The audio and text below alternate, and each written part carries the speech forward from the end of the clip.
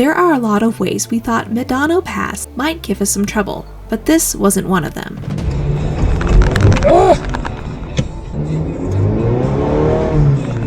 What the hell, man? You stopped in a soft spot. Apparently. We had already aired down. We had 4-wheel drive. The ZR2 even has lockers. And somehow, stopping to switch to 4-low caused all of our traction problems. Fortunately, we came prepared. But what's even crazier, this is just the start of this famous trail.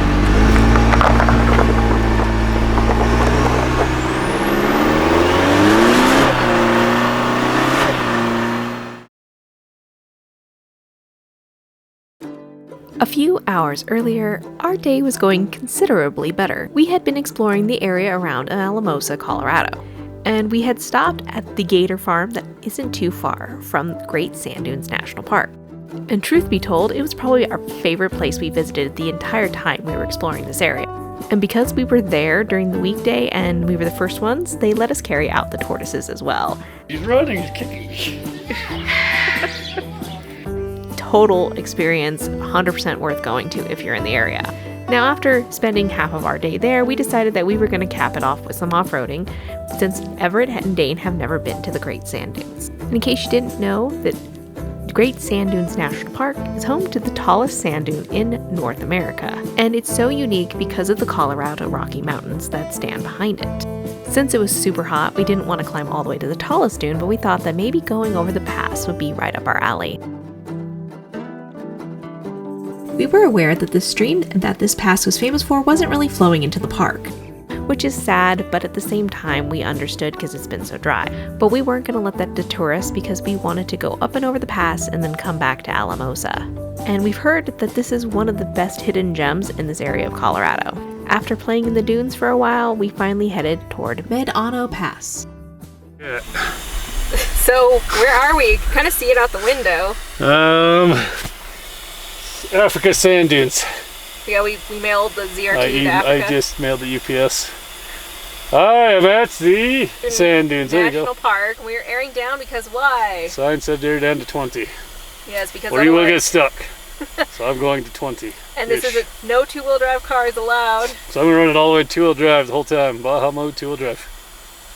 Obviously. Nah. You're aired down. I'm kidding. Drive, right? No, I'm going to use four-wheel drive. My hair's a mess from the wind and the sand, but it's been good. Very windy though and sandy. It is. Imagine that, sand. We played in the sand, it's head to toe. Medano Pass runs roughly about 20 miles or so through the Sangre de Cristo Mountains, climbing from the San Luis Valley to nearly 10,000 feet in elevation. Now, good for us both today is that Onyx and Trails Off-Road rate this as a moderate. And of course, under good conditions, a stock high-clearance four-wheel drive vehicle should be able to make the trip without any issues. Now, it is famous in this area for it in the spring runoff for this to become a muddy, impassable mess, so it is recommended if you are going to do this to keep that in mind and do it probably later in the season if you have problems with mud. And what makes Medano special is it isn't really your typical Colorado mountain trail. Most Colorado mountain trails are in the mountains and pretty much forest, a little bit of mud, but no sand dunes. This trail, if you take it from the sand dunes, starts in the dunes, and deep sand is one of the biggest concerns for a lot of people, but we've done a lot of sand running in the past, so we weren't really too concerned. And after you leave the park, the further into the mountains you go, the sand gives way to creek crossings and a few rocks here and there. Yeah, like, oh, and Dad. Extremely soft sand. The wind was, like, blowing so hard. Like, I was getting peppered. Oh, I can see because we got hit down here. Oh, and I was like, sometimes I had to save myself from falling backwards. Saw that. Oh no, extremely soft sand. To give the ZR2 a little bit more power, Dane decided that he was going to switch from 4 high to 4 low, and that is where we made the mistake. We found the bottomless pit of the sand dunes. We had already aired the ZR2 down, but normally that gives the ZR2 just enough traction to make it. Now maybe we could have done a whole lot of flooring, but we decided to play it smart and get out our traction boards. Oh! What the hell, man? You stopped in a soft spot. Apparently. Going back to high. Yeah. have traction board out. Oh! Maybe not that one, huh? Your tires back. Alright, we're gonna go to low. I was gonna hit it with speed, but I didn't think I was that far in.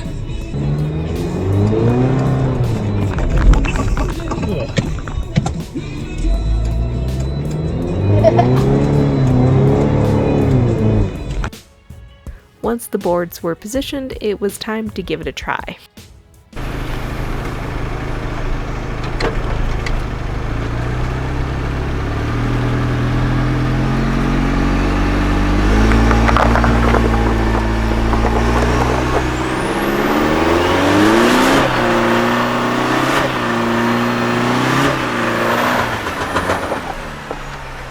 As you can see, the boards got buried and we had to dig them out. And of course, when this happened, that was automatically when all of a sudden there was traffic. An F-150 showed up and a Tacoma showed up and we had to wait to dig out the traction boards. So don't do what we did and stop in the sand pit, apparently. I'm in my Baja mode? Yes, I am. Alright, we'll get some.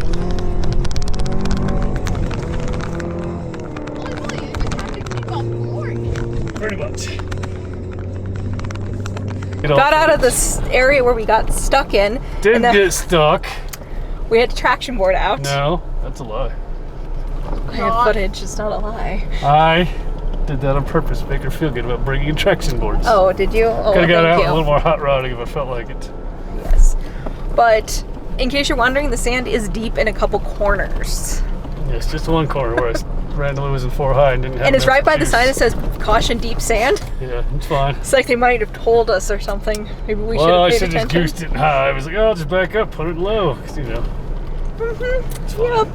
It was fine, and we had to take out the sand traction boards because they were super buried. They were. But if you're wondering, airing down is probably your best. You should follow the 20. National Park Service advice and go to 20. 20. But it's been fun. It's very pretty back here and definitely away from a lot of the people. So if you want to experience the sand dunes and have a little bit more seclusion, I highly recommend it so far. Well, clearly Dane and I have different definitions of what stuck mean. But we finally got the ZR2 nice and happy again, and we were on solid ground, as solid as sand can be. And we finally started working our way closer to Medano Pass. And as you drive closer and closer, you start to leave the sand dunes behind you and start to get more into that Colorado terrain that Colorado is known for. The road becomes more forested, and soon, before you know it, you reach a kind of a cool little cabin that's off to the side of the road. Now, there is one thing that this pass is specifically known for, and that is water.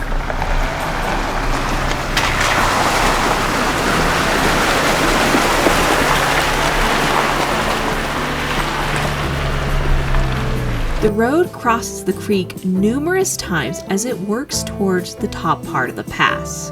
Now, this is the part that can change this trail rating from being a normal moderate to being extremely difficult, where it's actually impassable.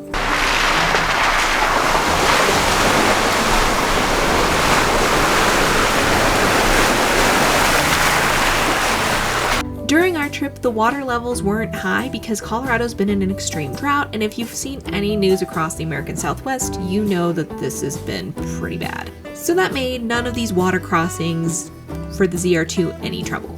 But they definitely gave our undercarriage a nice little wash.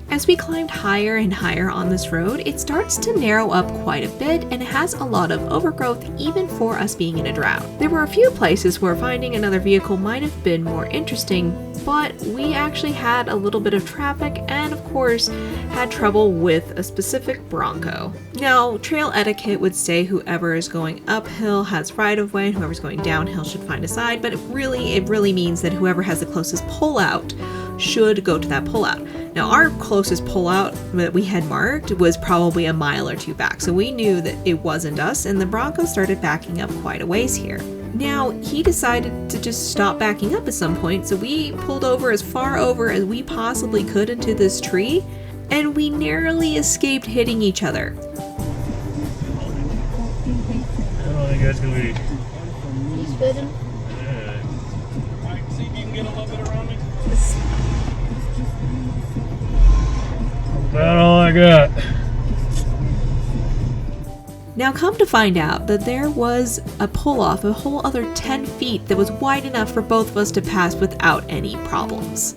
So as you do these narrow mountain roads, please keep in mind where your turnouts are so you can avoid situations like this that might have ended poorly if both of us weren't having good traction.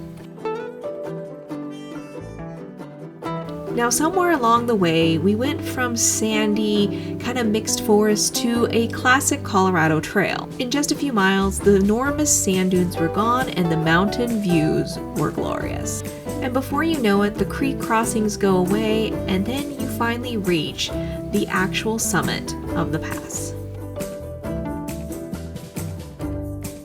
Now you might be thinking that the hardest part of the trail is behind you, but actually, to our surprise, there was a little bit of a rock section on this other side, which was kind of a little bit of a joy because we hadn't had any real rock obstacles.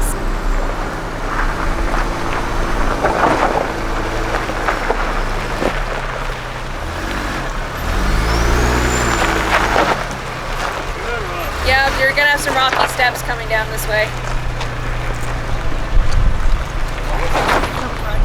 So turn passenger.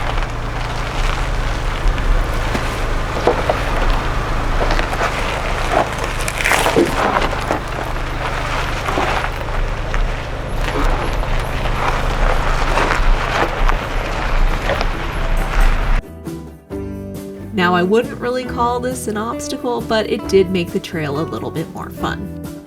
The rest of this side was pretty uneventful, and so we started getting back to the highway area where we decided to air up, even though we still had more off-roading to do. If you're not overlanding, you have a choice to make here. You can either go up and back over the pass, or you can stay on the side of the mountains, but since we were staying in the Alamosa area, specifically South Fork, we knew we wanted to go back, but we wanted to do it a different way. So instead, we decided to try Medano's back door.